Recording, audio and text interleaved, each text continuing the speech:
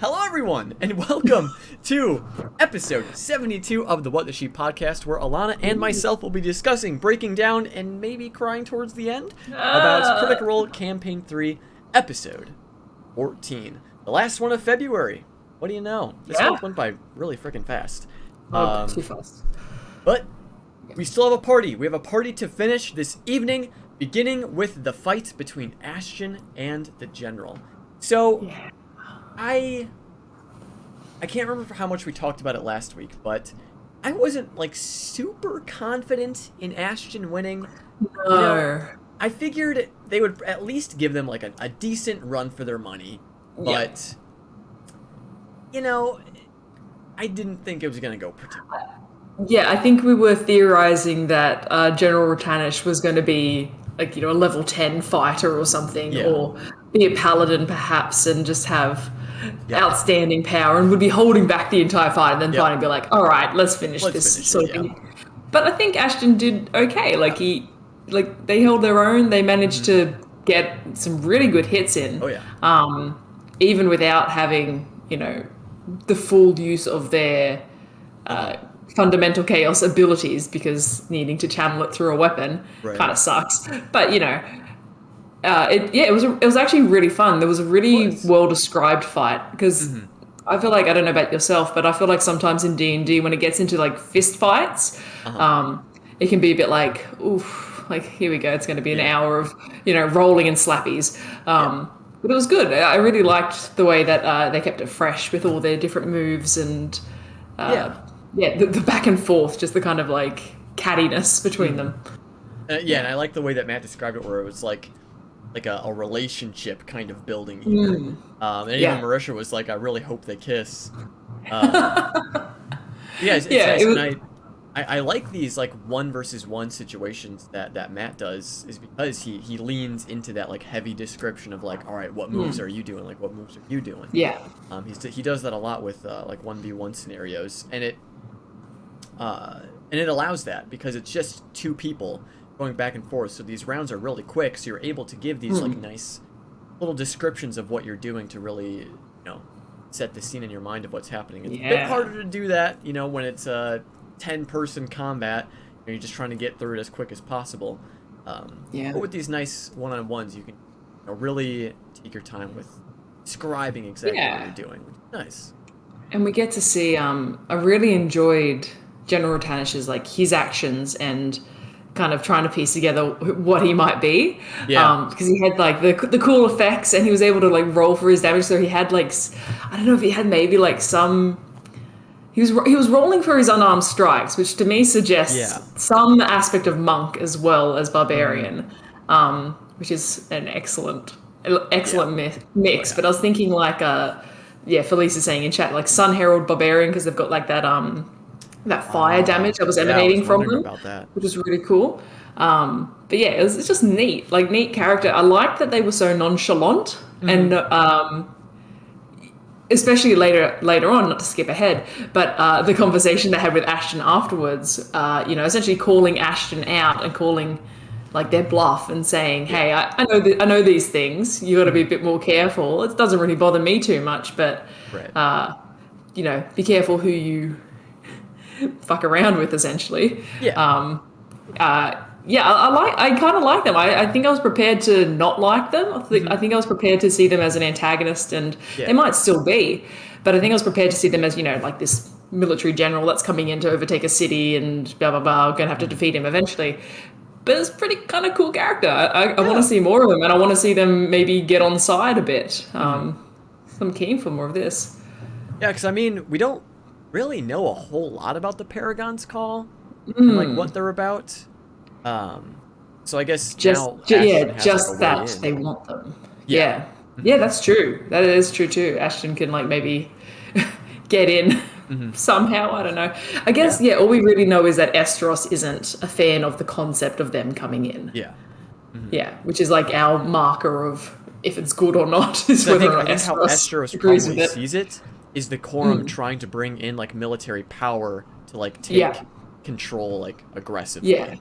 He already doesn't like this kind of like oligarchy of powerful people, unknown people, and then to give them a strong military behind them. Yeah, it's a bad call. It's definitely a bad call, but it doesn't necessarily mean that the military's bad, or the military's bad in this sense. So I thought it was a nice kind of play on the expectations there.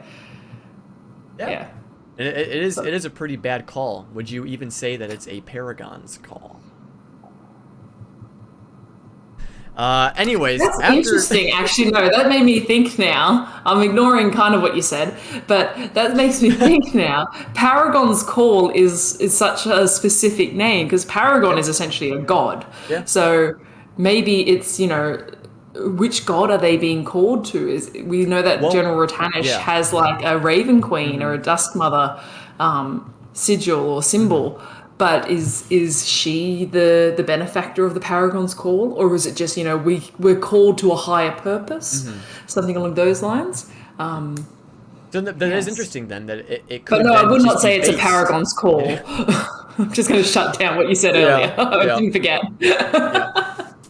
Thank you for bringing that back. But that is interesting that it could be more ironic that it's based on religion, or it could be based on religion, and they are like religious folk more or less. So definitely interested to know more about them. And I think what helps with liking the general is that there was like mutual respect between Ashton and the general. And I think that really helped, and the way that Allison played Ashton in this scene was very like they were loving it. They loved this kind of fighting, this kind of back and forth banter and stuff. Super concerning. Yeah. It's just super concerning. We just know from the past of Taliesin throwing his character into danger and what comes from that. There was that funny moment too at the end of the fight where Ashton was unconscious and they were beginning to prepare to take care of them and heal them up, and Matt's like, just roll a death saving throw to see how you go, and roll a 1. Yeah, roll a natural 1. Oh no, we need to fix this now. And you can see Taliesin like shifts. His facial, he's just like, and I think he said like, this is not how I want to spend my weekend. Like, no, can you fix this? Because they were also they weren't arguing, but FCG's like, I could do this, or maybe we can like give him a potion. Taliesin's like, now please, like let's do it now. Because I feel like they know the longer they kind of just talk about it, Matt's going to call for another roll in a second. Oh my goodness, could you imagine? I feel like that would be wild. I mean, FCG should have Revivify at this point, right? Maybe. Are they 5th level? They probably wouldn't have the diamond though. True. But if he does have Revivify, I could see Matt, like, the death happens, but then they would have to find a diamond, and maybe they would, like, ask around if any of the patrons have a diamond worth so-and-so amount of gold. And after, like, maybe some persuasion rolls or whatever, they would have acquired one stuff. But it would have led to some... And imagine a resurrection ritual there. Like, I know he's done it sometimes, but not all the times with Revivify. I know Matt... Yeah, sometimes he does make them do the resurrection ritual for Revivify. Sometimes he hasn't. But imagine if he then made them do a resurrection ritual there in the middle of the courtyard, everyone looking on. That would have been amazing. That would have been... Now I wish that happened, to be honest. Yeah, it's been so long since we've had a resurrection ritual. I crave it. Oh, God. The last time we had one was bringing old Kingsley into... Oh my God, it's so good too. That was great. Excuse me, I'm going to go rewatch that right now. I did like, Felice is saying in chat too, Rotanish then turning it into essentially propaganda and an ad for the Paragons call. Like, guy's an opportunist. Like, it makes sense. Respect. Full respect to that. Definitely down with that. But then after, things dispersed and stuff, they went back inside. But the party noticed that there was someone whispering in Armin's ears, perhaps speaking business relation. Now, because I'm an excellent note taker, I forgot to write down who this person was. It was. I've got it. It was Olana something. I'm Yes, I gonna beat remember, chat. yes. Don't worry, I'm gonna fight chat for getting this first. Orlana Seshadri. Yes. I did it. And we were, Laudna was specifically inquiring, and like trying to be like, oh, so you're a part of the Shande Quorum and stuff, trying to figure out Yeah. if she Oh. actually was. Now, Yeah. I'm at first that's what I thought, like, oh, she's probably like a Shande Quorum member, but then because of the ad that the general gave out, I was like, oh, maybe she's just like inquiring about like their services. Armin, maybe. My thing though is, and it's kind of like, catching someone in a lie. And I don't know if it's just reading too much into it, but when Lorna was saying to Olana, oh, I need to, I've got business with the Shande Quorum or something along those lines. I was wondering if I could speak to Amand about this. And she said, Amand's not in the Shande Quorum. And Lorna's like, well, how about yourself? She's like, I'm also not in the Shande Quorum. Yeah. Saying someone's not in the Shande Quorum, you'd then think the next question would be, how do you know that? Like, how would you know for certain they're not in the Shande Quorum? It's kind of like, I think the lady doth protest too much. Like, Good point. but they didn't then kind of really press the matter. But I think it's felt kind of obvious the way Matt described it based off Orum's high perception check. Like, this would have been difficult to notice unless you were, a goddamn eagle. So, yeah, I think it's a pretty safe bet that herself, Aman, and the fact that, speaking to Grizz, is it? Garrus? Gavin. Gavrus. Gavis. Yeah, speaking to them, and they were also quite, listening and attentive. Yeah, so I think it's a pretty safe call, pretty safe bet that she's involved. Mm-hmm. It's exciting. We're ticking them off. Yeah, because and I think presenting this character to them is something that Matt would do, because we know that one of their goals was to locate other members of the Shande Quorum. Yeah. So then giving them this character that Orm was able to spot out is also a pretty good. Like, well done, you've done your job. Yeah. Yeah. Yeah. Mm-hmm. Yeah, it's done good. You done good. You done good, kids. In an evening filled with chaos and some fumbles, I'll give you this win. I'll give you this one. But it's interesting because it feels like it does set up that, Aman's definitely there. Aman has ulterior motives. Aman, we know, was dealing with the Nightmare King and was doing weird shit with werewolves, especially related to the Paragons call. That's something we can't forget about the Paragons call, the fact that there is possibly at least 3 Lycans in their ranks. Yeah. Ooh. It makes them a bit more intimidating. But, they're on our good side for right now. They're on our good side. Yeah, they're enjoyable. Yeah, that's fine. But you know what's not fine? Or, well, it is, because it's funny. Is Fern putting on Armin's ring. Asking for it back, and then wearing it. I mean, I would not expect anything less from Fern. I don't know why. Estrus is still there at that point. I feel like they would have just been like, what are you doing? What are you doing? Why are you wearing it? Like, put it away. Put it somewhere else. It's... Oof, she's chaos. She's chaos in the best way. She's chaos incarnate. That is 100% true. I like to, at some point, I think it was just Ashley going like, but we got what we came for. We've got the ring. And they're like, no. And she's like, no, that's not it. No, I got that wrong. That was a very funny moment. Yeah. She's great. I love Fern. Then we got introduced to 2 new characters, an interesting organization called the Green Seekers. Ooh, like so investigators of some kind, yes. whether it be private or part of like a greater organization is really cool. Is really, really cool. It's like among like the first times that we've been introduced to like a detective agency, if you will. I guess besides okay, hear me out. Soul. Detective agency, green cloaks. Oh. What does this remind you of? Shit. Did they go ahead and make not the best detective agency? Do you think this is like a runoff? It's like a branch of them? Like, No way. right? Oh Though? Why my would they be called the god. Green Cloaks? That. I feel like that has to be it, right? There definitely is some connection there. Oh There my is like, god. could you imagine if they're taking Cyrus away and they're like, we need to report to Chief Inspector Lavore or something?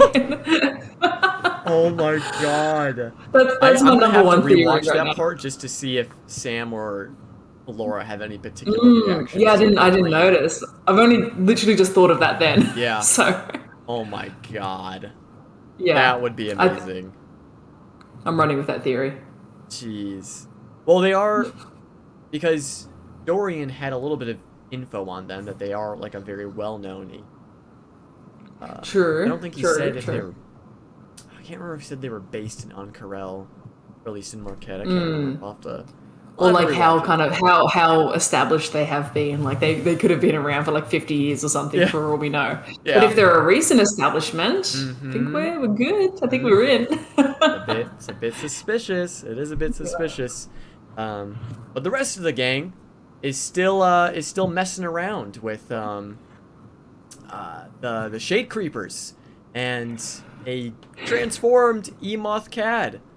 Very Yeah. very Nightmare Fuel-esque some shit going down. This Not great. party does enjoy splitting itself quite a bit, which I love. I think it's great. I think the concept of don't split the party, it limits how you can play the game. So I love Yeah. when parties do get split. It's terrifying though when they're coming up against this creature that we know, similar to Duggar, probably going to be quite dangerous. But yeah, it was a pretty fun fight. It was a pretty fun fight they got themselves into. Sending 2 guards off to their deaths. Quite Yeah. sad. And one of them being Employee of the Month. Oh, I loved Robbie at one point was just like, did I just kill those 2 guards? Because they sent them off and then just hear like screaming Yeah. and death. How No, can it's you have good. known? Oh, well, you know. Well, yeah, true. Yeah. True. But yeah, no, so they led themselves into combat and they did pretty well. I think they handled that Yeah, it combat. wasn't too bad. Yeah.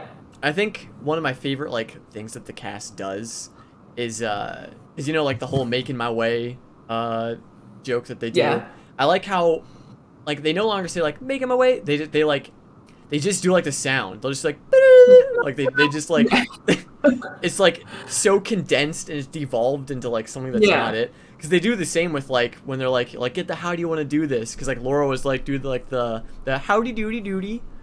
Like I just love how they just like take like their classic things that they say and it's just broken down into just like nonsense, but we still know what they mean when they say it.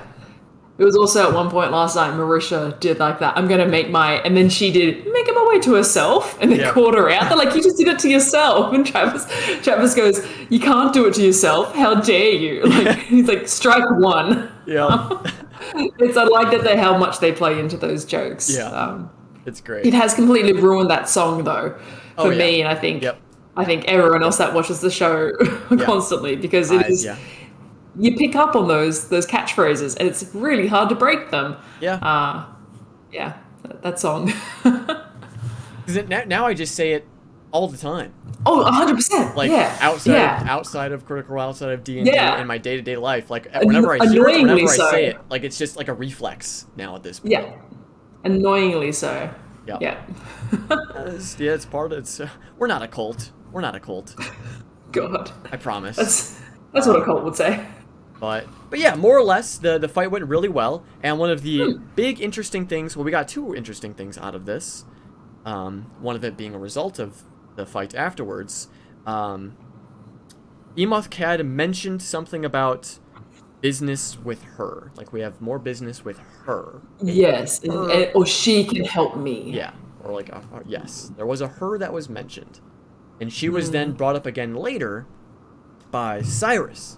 Who's when the party was asking Cyrus about their business relationship, and he had mentioned that Emoth had talked of this her as if she was her mother, and like mentioned that like this person was her mother or something like that. Yes. And you've had an interesting theory about an Ooblex in Ooblex. Do we feel like yes.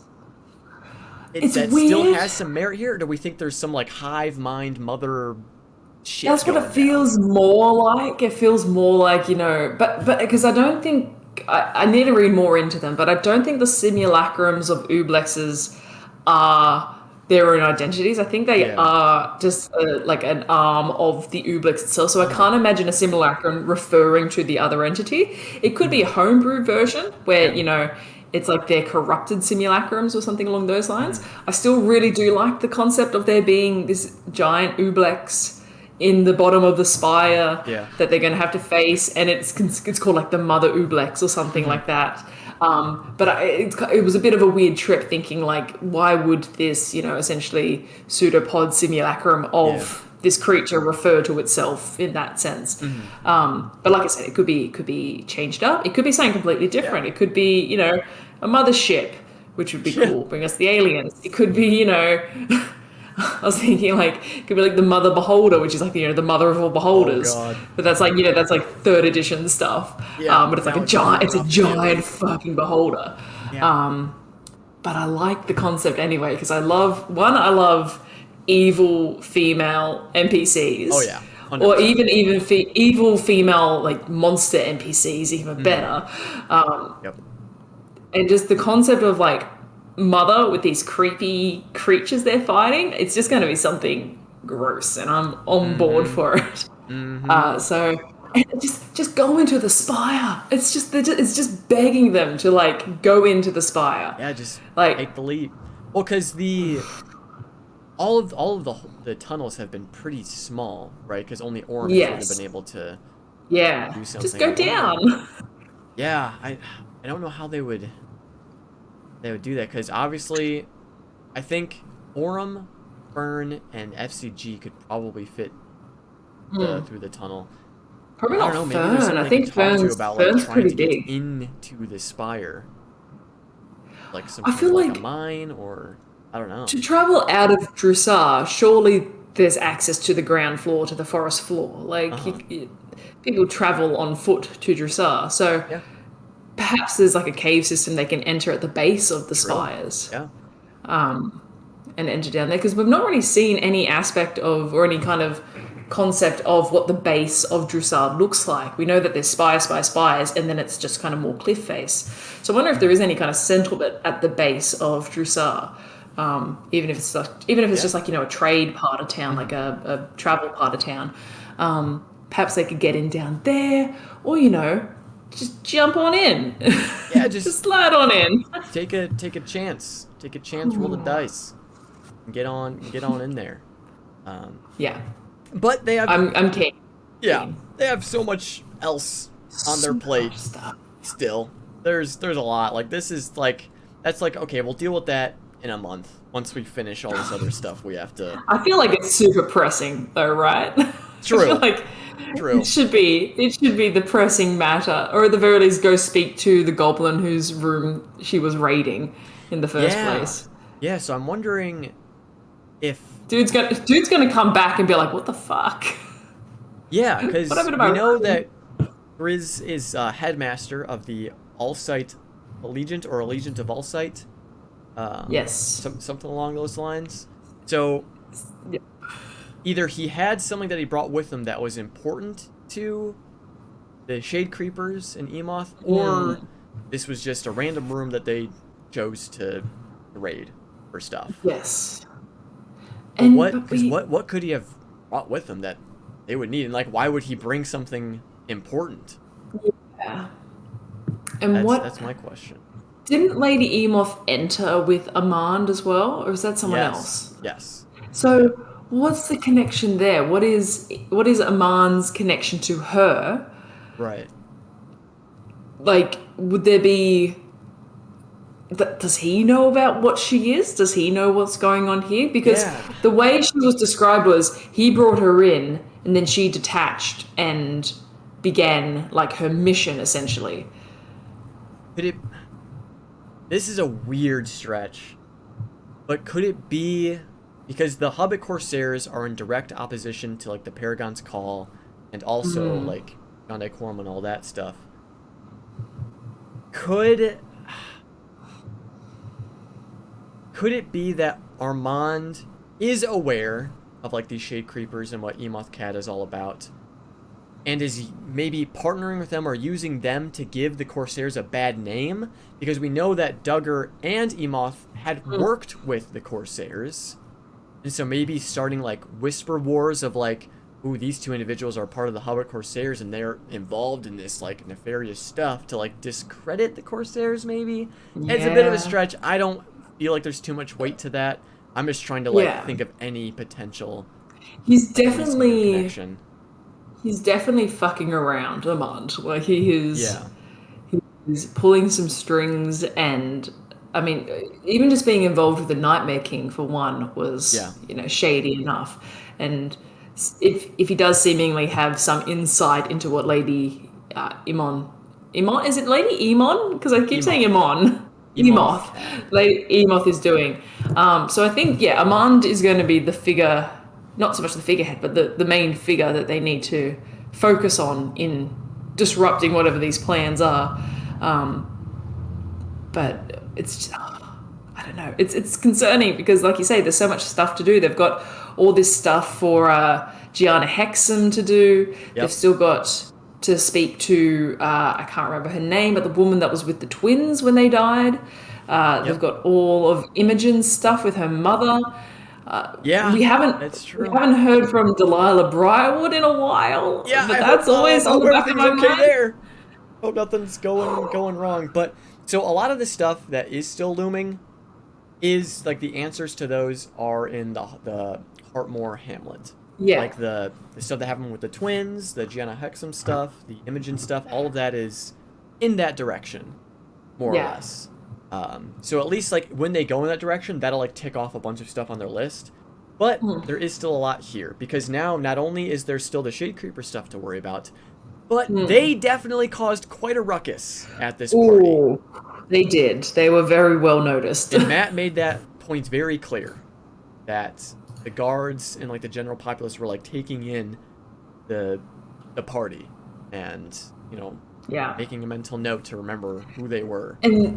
And one, we know that they can be linked back to Estrus, but also their two seemingly separate groups can be linked together. You think that would raise suspicion of why have they come in? I remember them, like, someone in their head going, well, they were acting as if they didn't know each other, yet clearly they're, a pair or something.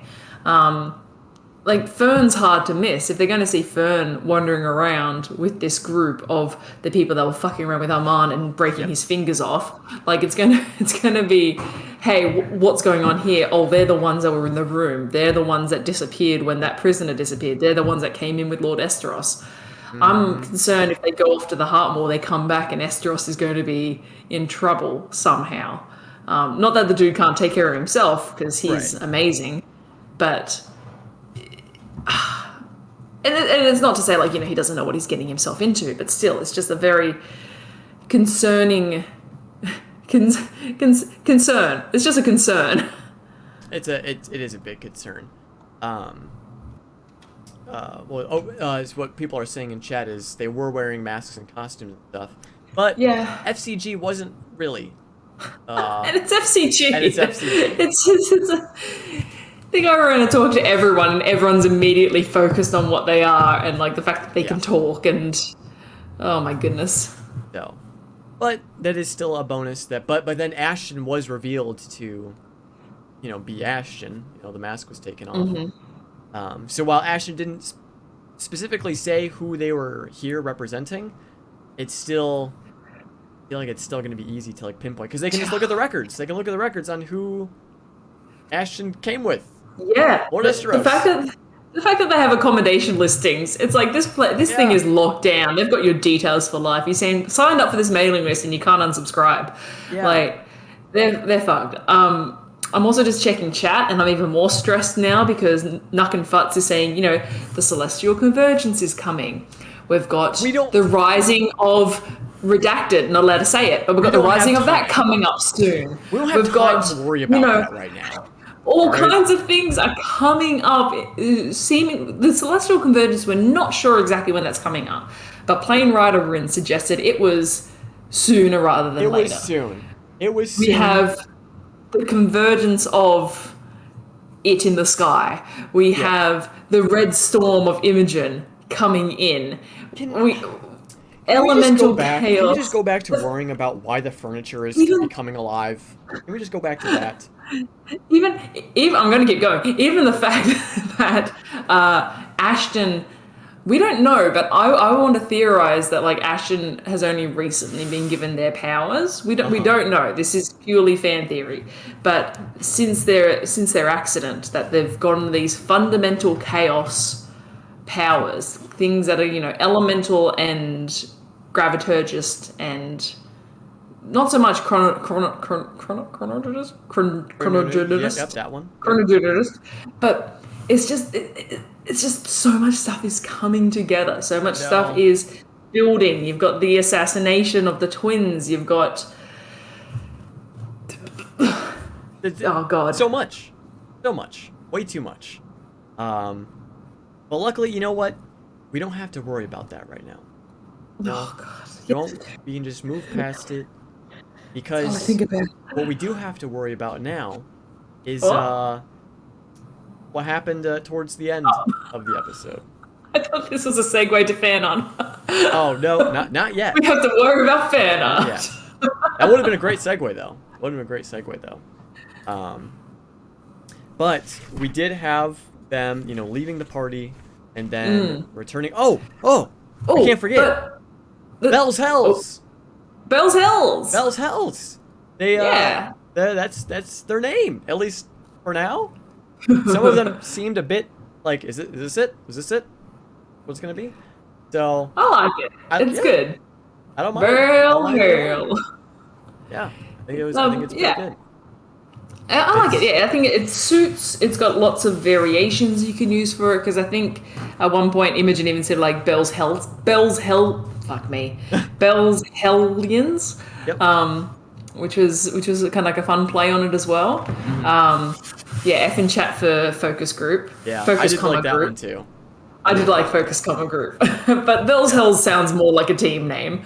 And it's very merchable. It is. It is. There's a lot of different like design things they can do. They can do with that. But it's good. I like it. But I want to mention though, before we get to them leaving the party, the rescue of Cyrus, which I think was... Yes, that's right. Totally forgot. They had to rescue Cyrus. That is correct. Because I feel like the stress of the cliffhanger from last episode with the fight building up, it kind of dissipated by the time they got into the fight with Lady Emoth. You're like, okay, this is, general fare. They're having a fight.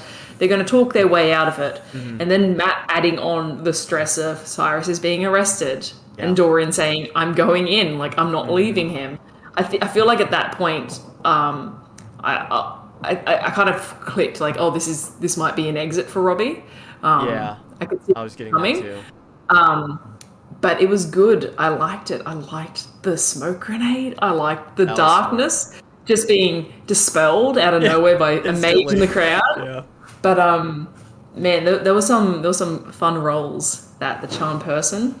Yeah, they got some really clutch rolls. I even wrote that really clutch rolls there at the end. Yeah, the Dorian's natural 20 persuasion stuff. The charm person on the Green Seeker. The concept of the visual of Dorian entering into the smoke cloud, and they're saying, I think someone said like, what's Lord Estrus doing? And they're like, Lord Estrus is going in after him. Yeah. I was just like, fucking hell, Lord Estrus. Still ride or die. Yeah, 100%. He's the best. He's so cool. And then, assaulting one of these well-known, somewhat respected detectives is just so cool. Just when the gnome got knocked out by a cane, I cheered. I was like, fucking hell, this is amazing. Yeah.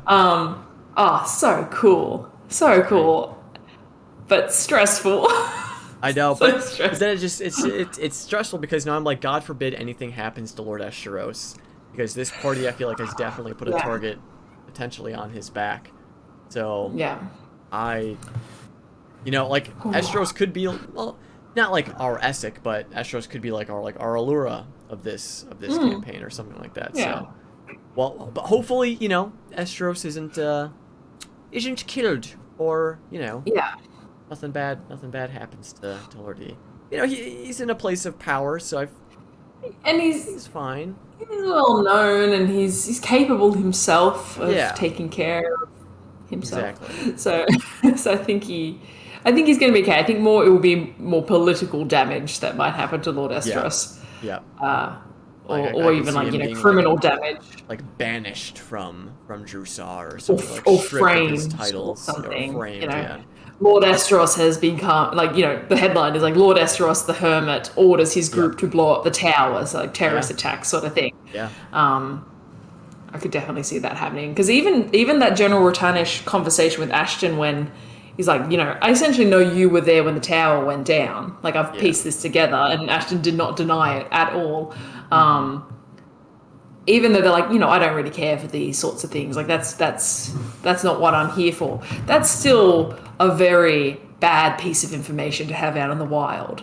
That's still very much like could hurt us. That is, that is I can't think of the dang word. That is like, he has that over them essentially. Yeah. Which is concerning because I don't fully believe they're like, this doesn't fully involve me, because they could just go tell Oman about that. Like, hey, by the way, I know who was in the tower. Right. They're fucking with us. Yeah. So it's it's more to the shit pile. Adding on more Yeah, to the pile of 100% shit to the that stress. The stress, yes, the stress pile. That's better. That's much better. But yeah, they are able to get Cyrus out of there, tapping him with that invisibility to help aid in their general escape from the party. But that's when I thought that, I don't know why I thought this, but then I was like, oh, I wonder if Dorian's then just gonna like run away with Cyrus and like hide away for a bit, and that was gonna be like a partial exit. But then, when they were able to get aboard their carriages and journey back to the manor, a more final and more appropriate exit was offered. Yeah. I think that they made it so clear that, Cyrus is in a bad position right now. Yeah. They've made it worse for themselves with God bless him. But he did make it worse for himself. Because we do like to joke that he's an idiot. Yeah, very much so. He makes poor choices. I specifically wrote down, because when Dorian made the connection, he was like, so you got framed for stealing from the Mahan houses, and then to clear your name, you became in league with the Shade Creepers to steal from the Mahan houses to pay off your debt or your bounty. Yeah, 100%. And as soon as Dorian made that connection, I wrote down, Cyrus is not smart. Yeah. That's exactly what I wrote down. Yeah. But he's made it untenable to stay in the city. So I didn't like because it's sad and it results in Robbie leaving. But I did like how they're just like, he's not safe in this city. And by default, you're not safe in this city because you're one, too similar and now too connected. You've gotten yourself very involved in this. So it was a really nice way for it to be out. I remember we were saying for so long, Robbie's a guest. Obviously, we want him to stay. Yeah. We tricked ourselves into thinking he might stay. But the fear was that Dorian might die or something like that. So I like this a lot better than Dorian dying or, falling out even with the team. So bittersweet, but very, very sad. It is very rough to see him go. And again, we always knew he was going to. I just didn't think it was going to be right after the party. I thought maybe they would have resolved the stuff with Cyrus and then had decided to go back home or that's it. And stuff. Yeah. But this also kind of makes sense. I kind of like that they're still in the run because it's like there's still more to that story, Exactly. which not skipping ahead, but we do know that there is going to be more to Dorian's story with 2 new EXU episodes. Yes, which is really exciting. A little bit of a teaser of that. I don't want to jump ahead, but I want to talk about it now. Well, do we want to talk about the rest of Dorian's exit? Then we'll jump into it, or yes. But before we talk about that, let's talk about some fan art. There we go. There it is. There it is. Starting with what I think Alana and I have both agreed is what should have been the case. And I am okay if they have to restart the campaign to make this so. So let's take a look at what... It's impossible to enjoy the campaign knowing Yes. that this was the possibility that we missed. So we have this amazing art done by @BuckMoonArt on Twitter. We have the werebeaver. Chetney, the werebeaver. This could have been... This could have been what we had gotten, but instead... Yeah. Well... Instead, yeah, Travis had to go kind of plain old vanilla werewolf. Yep. Too afraid to try for the werebeaver. It would have been so perfect! It would have been pretty Because of his fucking obsession with wood, it would have been so funny. So, They've got a tattoo on their shoulder that says RTA. What is that, do you think? It's got RTA and a crown. I can't figure out what that means. Does someone in chat? Can someone in chat figure that out? RTA with a crown. Who knows? But yes, like you were saying, will I be able to fully enjoy campaign 3 now? No. I don't know. I will try. I will certainly try. It's like we've looked into the what if machine and we can never go back. Yep.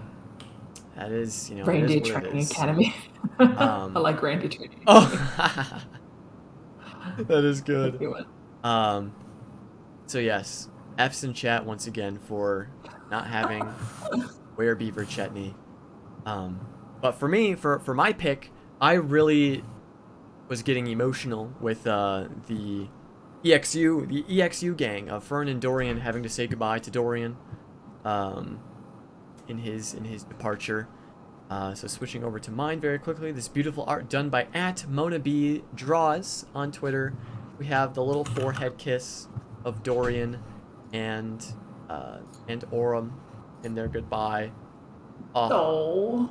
I was getting so like choked up over like Fern getting choked up over Dorian leaving. Yeah. Oh, that's really sweet. Did I say Fern and Dorian having to say goodbye to Dorian? Well, I meant to say Fern and Orem having to say goodbye to Dorian. My apologies. Words are difficult. That's really sweet. But yes, a very adorable moment. And I love how Fern like immediately after they left like called up Dorian on the phone. Like, are you okay? Yeah. Is everything all right? Are you fine? I thought, before we talk about it too, I thought, when Robbie was saying, like, as the carriage is pulling away, in the space where the carriage was, you see, and they were about to describe the ship, I thought Dorian was going to say, you see the sending stone on the ground. Oh. I thought that was going to be like, then I was like, no, that's completely off character. That's completely out of theme. Yeah. But I had like a momentary panic of, oh my God, they are... they're like saying that's it, cutting off all connection. But I did love that image of Robbie describing, you see the little wooden ship floating with the levitate spell, and then a small child grabs it. Yeah. That's fucking beautiful, man. It is. That's gorgeous. Just the idea too that when he first started describing it, like leaving it behind, Travis's face was incredible. But then I think appreciating how sweet a moment it was very good. Mm-hmm. But then like, I love Travis as Chetney because he is so chaotic and like kind of a dick, but in like a hilarious way. How in like a jokingly way he was like, as the carriage pulls away. I think maybe Taliesin had said it, but the carriage blows up. And then Travis is like, gotcha, bitch. Gotcha, bitch. Yep. Has the last laugh. But then like joking that the toy boat blew up and the kid died.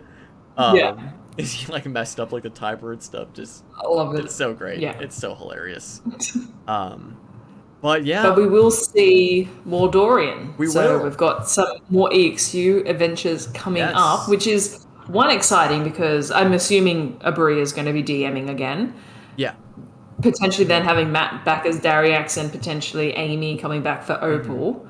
But then opens up, because Fern and Orem, I doubt, are going to return. It then opens up for potentially maybe one or two or maybe three more people to join. We could have some new players joining the EXU crew, which is fun because, I mean, it opens up to... I've said opens up a lot. I'm just going to say it again. It opens it up to more guests, like more people coming in, or even any of the original cast coming in and playing a new character.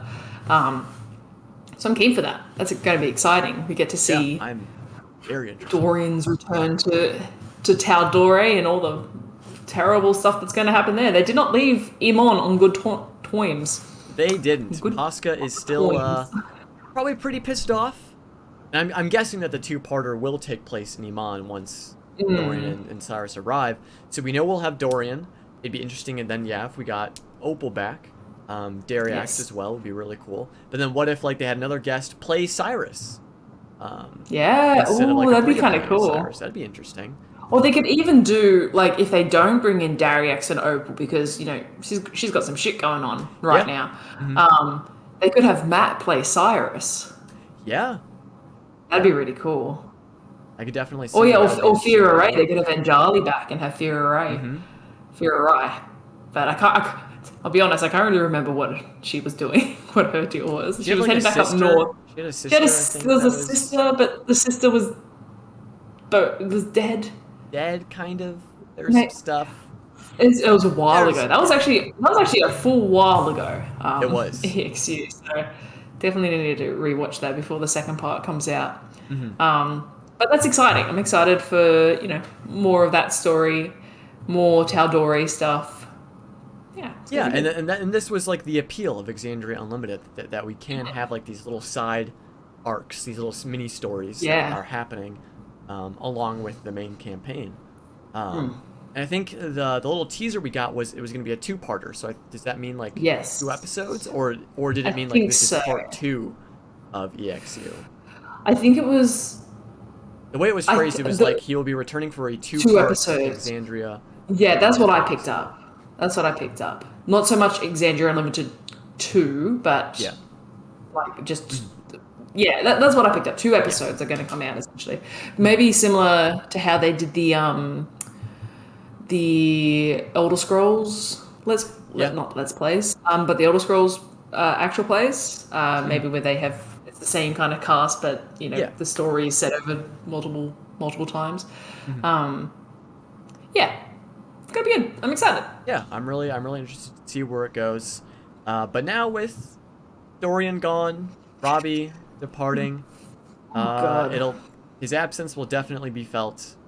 Build that wonderful charismatic bard role. He added a lot to the group, a lot to the dynamic. Chetney's gonna have to find someone new to pick on. The only positive, it's not a negative that Robbie's leaving. We knew it was going to happen. It makes sense, but a positive way to think of it is now Travis is sitting directly next to Marisha. Oh yeah. When I love the table dynamics, and we've got so much opportunity now for scary bullshit and just fuckery happening between these two, because I mean them together as Ford and Bo was fantastic, but them as these two kind of almost opposites of characters is going to be really fun, I think. Adam puts it perfectly. Travis lost his buffer. That's amazing. But there's still so much more chaos that can happen between those two, because I can see a lot of pate shenanigans going down with Chetney. Oh wow. So I'm excited. Yeah.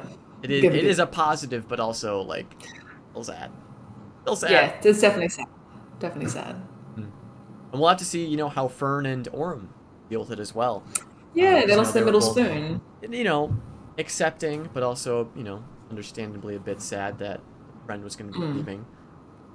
So that's almost like it would be sad that Dorian was leaving, just in a general sense. If EXU wasn't a thing and Dorian was just here from the start of the campaign, EXU didn't happen, it would still be sad that he was leaving. Just in the sense that, he was here with us for 14 episodes, but it's an extended sadness because we had EXU. So there was that relationship that was built with Fern, Orem, and Dorian, and now he's leaving. Now he's departing for probably the first time, because we know at least those 3 traveled together for a little bit. For quite some time, because they went to Zephyra to talk with Keyleth and stuff. So it is definitely a bit more sad for them that this departure is happening. Yeah. It's gonna be interesting again to see the EXU thing, to see what happens with Dorian and all that. But it'll also be all the more better for when there is a reunion. Hopefully there is one. But if Dorian comes back and rejoins the party at some point, I'm excited. But it's also like, when would that happen? Because like it would have to be him coming back to Marquette.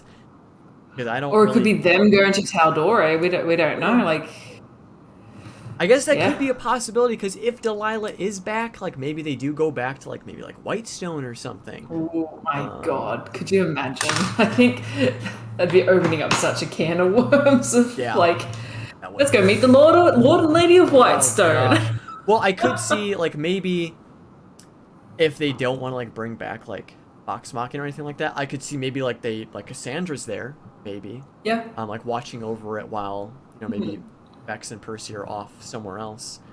So I we do know that or someone they meet. Scanlan works in Marquette. Like Scanlan is so. There's all kinds of possibilities. I don't think it'll ever be that kind of direct. Although it feels already pretty direct, with Orym essentially being sent on a quest by Keyleth. So who knows? Anything's possible. Throw all expectations out the window. Exactly. So. And so far, that's been the case. Because I don't remember having this level of stress for campaign 2 this early on. Yeah, this show's bad for our health. Yeah, this is a lot. I need to. Thank goodness, because this was also as I said, the last episode of the month. So we have a chance to let things to rest and stuff. And like this was I think the end of like an arc, more or less. It was like it was kind of like. I don't even know if there really was an arc. I feel like this was the end of like the intro of the campaign. This is the prologue. This is where the title card would appear on the screen. Critical Role presents campaign 3, and you're like, oh my god, I've been playing this for like 50 fucking hours, and I'm only seeing the credit card now. How long is this campaign? It's now Assassin's Creed 2 all over again. Yeah. Oh man. I mean, because now it's like the stage is set. Like they have all of these different things they can follow now. Dorian has just left the group, so now it's like, all right. And they're established now too. Yep. They've proved themselves to Lord Estrus. They have a group name. They've got key information they need to track down. Yeah, it's like the orientation is over. Chapter 1 begins, sort of thing. So what do we think then they're going to do next? Yeah, I personally have a lot of stake in this Heartmore stuff and all the stuff that happened with the Loomis twins, the assassins, the Celestial stuff that's been going on. That stuff definitely. Hope that's where they go next. I think that stuff definitely is important and the most pressing, because it's so linked to Orym's thing. It's so linked to Imogen. I feel like the heist is almost like I want it to happen, but I almost don't care about it anymore. Yeah. Like, the only benefit really of the heist is to help out Ashton with their debt, with Gianna Hexam, which is, a worthy cause, but it's like, it's almost like this is low on the list of things we need to do. It'd be fun, and it'd be great to be fun once it does happen. But I feel like there's just... I think they'll get the kind of the tell from Estrus being like, hey, lay low for a couple weeks, maybe head off somewhere else, do something else. I think they'll kind of be given permission and guidance from Estrus on where to go to next. And I think the Heartmore's probably the best guess. Yeah. Because I don't see them then suddenly going, all right, we need to investigate the spy. We need to call out Armand. We need to figure out what's going on here. I think they need to lay low. They need to get out of town for a little bit. Matt's really playing Estrus as the patron, which is like this new kind of feature that came out of Tasha's Cauldron? Was it Tasha's Hideous Cauldron? I'm just putting hideous after everything. Tasha's Cauldron of Everything, whatever it was called. The concept of a patron. So, they're essentially a quest giver. They're an NPC quest giver that can supply and protect and provide for a party. So it falls well within the realm for him to be like, hey, go. go do something else. Like, you have my blessing, you have the provisions, you need to get out of town for a bit because you're super sus right now. Like, it's not a good time to be in the city. Get out of here, take care of yourselves. Which then I think would lead to the heart more. Which I'm super excited about because there's so much weird stuff happening there. And maybe they can relax with a heist. They can relax and have a that'll be their vacation. The heist will be for them. Exactly. It won't be for Gianna. But it's interesting because it does feel like the Heartmore will be their next step, because like the point of this party and going here was to get that tracking ring on Armand. So now that needs to like sit for a few days, maybe a few weeks, to see like where he's going, who he's talking to see like who he's really dealing with, and that could lead them to the Emoth Cad stuff, the Shade Creepers and stuff. So that'll be like put on the back burner for now until Estrus gets more information on what Armand's been up to. What if they track the ring and in my head, when they say track, I imagine they pull out a computer and it's got like a little blinky. I know that's not how it works, but imagine if they track it and they track it to like the center of the spire, like he's traveled down. But did Matt let slip? I need to re-listen to it. Did Matt let slip in his recap that it was a magic ring? I feel like he said magic ring. And someone might need to check. I should have replayed it, but I just kind of assumed. But the idea that they've replaced a magic ring, I'm wondering, is the replacement enchanted as well? Is it going to be very obvious very quickly that this is not the same ring? I'm intrigued to see how. Or he could have maybe like fumbled up and he meant to say like the scry ring was the magic ring that they were putting on there. But that was a concern that we had. Like, what if Armand's ring was a magic one? It's just straight up, just like, this is not my ring. What the fuck? Like, Ooh, get out of town, guys. I know. Get out. Go to the Heartmore. Let things fester. Let Estrus take the fall for it, even though I don't want anything bad to happen to Estrus. Because who knows how long they'll be gone. We know that it's quite a trek to get there, the Heartmore Hamlet. So by the time they eventually do come back, a lot of time will have passed. Yeah, definitely. But this will also give Lord Estrus a break from them, because I feel like they just go there all the time. Yeah, like every day they went back to Lord E. Oh my god. So this will be Lord Estrus's vacation when the party goes off to. Estrus is like, you guys are capable, but you're so needy. Like, I need a break. Like, please. Really clingy. Yep. Yeah. I need my space. Yep. I need my space. It's. I think that's probably definitely the safest bet of where they go next. This feels so campaign 2 reminiscent of where they're going to go next. Isocross. I'm excited for it. I think it's going to be good. I hope we get some, because right now Legends of Vox Machina is just on my mind because I watched the last 3 episodes, so I'm just thinking of like Delilah right now. I'm hoping that in their journeys, in their downtime, we get some more of that. Please, travel episodes. Travel episodes. The late night campfire conversations, watch conversations. That's the good stuff. I love that stuff. Yeah. We haven't had low-level travel encounters in a while. And I know low-level, they're level 5. They're pretty capable at this point. Yeah. I love me some encounters along the road. Give me some Merrow Valley bandits turning up. Can we get the Bad Luck Bandits back? Oh my god, imagine. They're like old now at this point, though. Or not that old, but older. Yeah. That would be so funny. Oh my god. No way. No way Matt gives us that, but also, please do.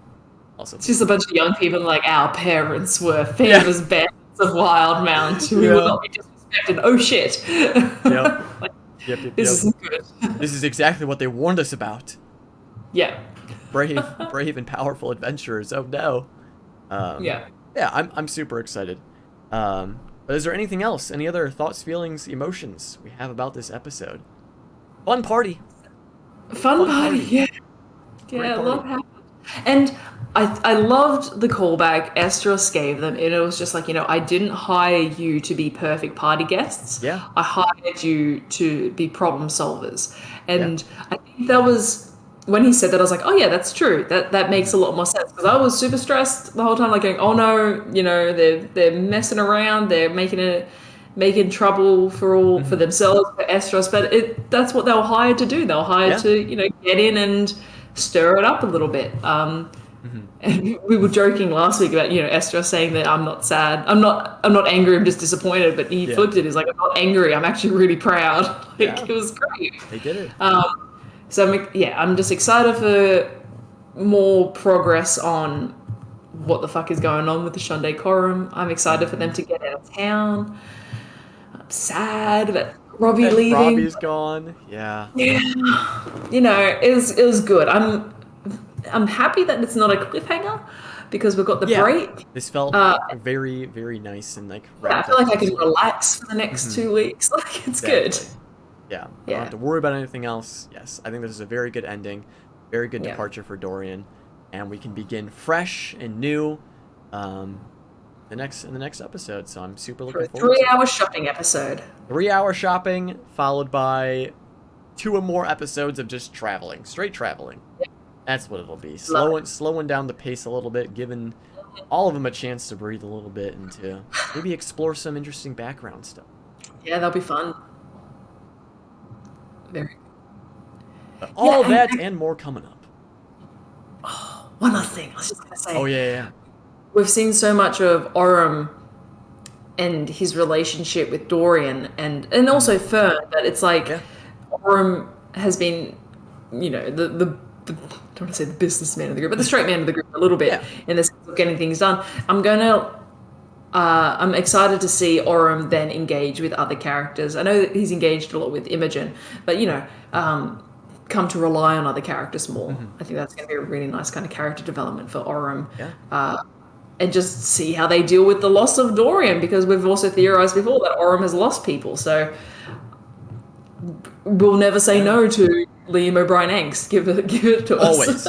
I welcome it with open arms every time. Just give it to me, Liam O'Brien.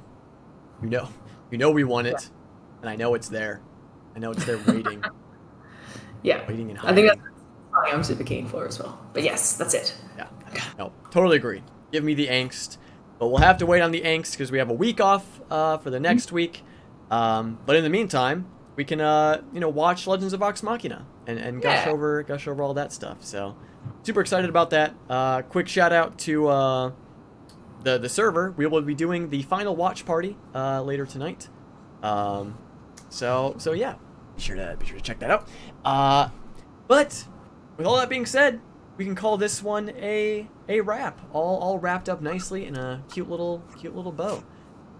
As always, thank you all so much for joining us. Everyone who came out in the live chat, thanks for hanging out, chit-chatting, sharing your thoughts and feelings about it. Thank you to everyone who's going to be watching this on YouTube when it's uploaded, or on Spotify or Anchor or wherever else this podcast may find itself. Thank you so much for showing your support. If you wish to show even further support, be sure to follow us on Twitter at WhatTheSheepPod on Twitter. We post when we're going live and all that fun stuff, so check us out. And we also retweet the various artworks that were showcased on the podcast. So be sure to show some love to the amazing artists that are part of this community. Hey, also send us your questions and things like that on Twitter too, because I love it whenever we get a comment on there. It's like, oh, someone's engaging with our Twitter. I'm like, I will reply to literally. Well, no, I won't say that. I'll reply to most comments on our Twitter. So if you even if it's just like, oh, I've got this cool theory, please share it with us. I love responding to people on Twitter. So definitely give it a look. See. So and that especially goes to the people who watch this in podcast form, like when it's uploaded to YouTube and Anchor. Like this, like following us on Twitter and interacting with us on Twitter is like the best way you'll then be able to communicate with us if you can't be here live. And give us a little share if you like it. Give us a little like and a little retweet, a little follow, a little share. Let your friends know. It's cool. We're nice and chill. It's a nice little chill place to chat. So get your friends in on the podcast. Mm-hmm. So spread the word. We're great at advertising. But seriously, thank you all so much for supporting us and joining us on this journey so far. We're gonna be here the entire campaign, so it's been so much fun going on this 20 journey. years later. Yeah, literally. Like, we'll be doing this for 3 more years, y'all. Well, depending on how long Campaign 3 is, we have no idea. Yeah. But we will be here through it all, through thick and thin, and I'm so excited and thankful that we can share this with all you guys. So thank you so much. As always, I hope you all have. Oh, Adam. Adam. You have. Yeah. Adam has something to share. Adam has something to share. Very excitedly I love so. when Adam gets excited. Yeah. One final comment to go. That was the end of the first arc. Yeah, that was the prologue. The tutorial has been completed. has been completed. The dream could have been out Cyrus and Dorian. Oh. Uh-oh. That's not good. No, because Dorian will return in EXU in a 2-part special. There's no way. There's no way it was. No way Imogen's dream was about. No, it's definitely the twins. Anyways, I'm going to push that out of mind. I don't want to be stressed through this break. Don't want to be all this too. I am a non-believer in that. But anyways, yes, as always, don't forget to love each other. Spread the love to everyone you meet, to everyone you see. Make the year 2022 about spreading that love, especially with Valentine's Day just recently passing. Hey, happy Valentine's Day. Yeah, happy Valentine's Day to you all. Most importantly, don't forget to love yourself. That is the most important thing you can do. So make sure you're taking care of yourself. Drink some water, eat some food, get plenty of rest. I'm proud of you. Thank you for being here. So, with all of that being said, I hope you all have an absolutely wonderful rest of your morning, day, evening, wherever you may be on this glorious earth. And we'll see you all very soon. Bye, everyone. Bye. I would just like to take a second to give a huge shout out to all of my Patreon supporters. Thank you to my expositors, Leah, Olivia, Sean, Pseudonym, and the DM's Den. Thank you to my archivists, Annika, Daniel, Elliot, Emerson, Melissa, Noel, and a huge thank you to all of my high curators, Adam, Andrea, Caleb, Dustin, Rin, and Sylvia. Thank you all so much from the bottom of my heart for showing your support on Patreon. It truly does mean a lot to me, and I hope you all have an absolutely wonderful rest of your day.